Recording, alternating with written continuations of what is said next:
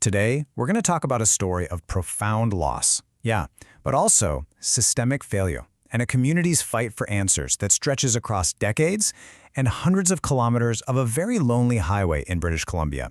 This is the story of the Highway of Tears. This question from a family member who lost someone, it just gets to the absolute heart of this whole tragedy. It's not just about the loss itself, but about that crushing, unending weight of not knowing. That has haunted families for generations. So to really understand this, we have to see it the way the families first did, not as some big national headline, but as a personal, unfolding nightmare. So picture this. It's 1994, and 15-year-old Ramona Wilson disappears. Her family is thrown into this totally isolating search. They knew something was terribly wrong, but what they couldn't have known was that they weren't alone. Ramona's story was like one of the first threads that, when pulled, started to reveal this vast and just horrifying tapestry.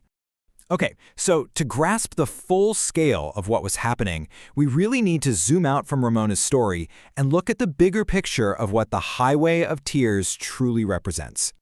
So, this is the place, a long, remote stretch of road that connects all these small communities. For a lot of people, it's a total lifeline. But for dozens of women, most of whom were Indigenous, it became their final journey. And listen, this isn't something that just started happening.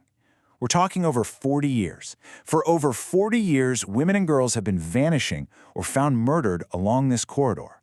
Just think about that for a second. Multiple generations have grown up living under the shadow of this highway. It's easy to imagine a single elusive killer, almost like something out of a movie, right? But the reality here is so much more complex, and honestly, way more terrifying. This is not the work of one person. It's a decades-long pattern of violence committed by different people, which really points to a much deeper, much more disturbing societal problem. So the huge question becomes, how? How could this happen for so long? To understand that, we have to look at the systemic issues, the historical traumas that basically created a perfect storm of vulnerability. This question right here is absolutely central to the entire story, because the answer, at least according to the families and the advocates on the ground, is a loud and incredibly painful no. And you can see that disparity so clearly in how the cases were handled. For years, Indigenous families felt like their pleas were just ignored. But then, in 2002, when a young white tree planter named Nicole Hoare went missing, the response was immediate and it was massive. Her case is actually what brought the name Highway of Tears into the national vocabulary. And it left so many Indigenous families asking, why? Why didn't our missing daughters and sisters and mothers get that same attention? To find the root of this vulnerability, you have to go back, way back. You have to look at the Indian residential school system. This was not just a school system. It was a policy of cultural annihilation, designed to forcibly assimilate Indigenous children, severing them from their families, their languages, their entire identities. Let's just pause and look at this timeline. The system starts up in the 1870s. The first formal apology from the government doesn't come until 2008. That is over a century of government-sanctioned trauma, and the effects of that are still deeply, deeply felt today through broken families and communities. This quote, it reveals such a devastating truth about the relationship between Indigenous communities and law enforcement. The RCMP, the Mounties, they weren't seen as protectors. They were the truant officers who showed up to forcibly take children away to those residential schools. And that created this profound, multi-generational distrust that absolutely persists to this day. And if that historical relationship wasn't bad enough, cases like this one just completely destroyed any shred of faith that might have been left in the justice system. I mean, when a sitting judge, the very symbol of justice, is found to be a predator preying on the most vulnerable girls, who do you turn to for help? Who's supposed to police the police? Who judges the judges? So you combine that deep historical trauma and the total distrust of authority with the realities of today, and you get that perfect storm. We're talking extreme poverty, almost no jobs, and no bus service to get to a doctor's appointment or even a grocery store. For so many, hitchhiking isn't really a choice. It's the only option they have.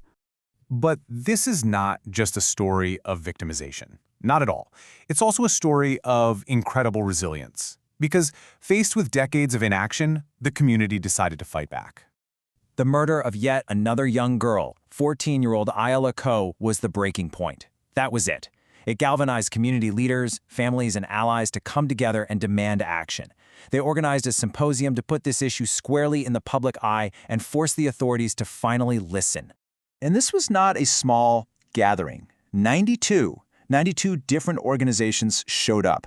This wasn't just a handful of activists, this was a widespread community movement demanding accountability and real change. And you know what? The pressure worked. In response, the RCMP officially launched Project EPANA, a special task force dedicated to looking into these unsolved cases. It felt like a really significant step, but it also revealed a major point of contention. And here's where that contention lies. The official task force, they focused on 18 cases, but the community members and victim advocates, they believe the true number is more than double that, over 40. And that gap represents dozens of families who feel like their loved one's case has been completely forgotten or ignored. Which brings us to today, because despite the task force, despite the media attention, this story is far from over. It remains a painful, unresolved legacy. Just look at this list. These are practical, common-sense recommendations from that symposium all the way back in 2006. A safe shuttle bus system so people don't have to hitchhike. Better local health services. A full inquiry to find out the real number of missing women. Years and years later, these fundamental changes still have not been fully implemented. And so, we're left with this question. The story of the Highway of Tears isn't just about what happened in the past. It's a living, breathing issue that forces us to confront what safety and justice and human dignity truly mean, and what we as a society owe to those who have been left unprotected for far too long.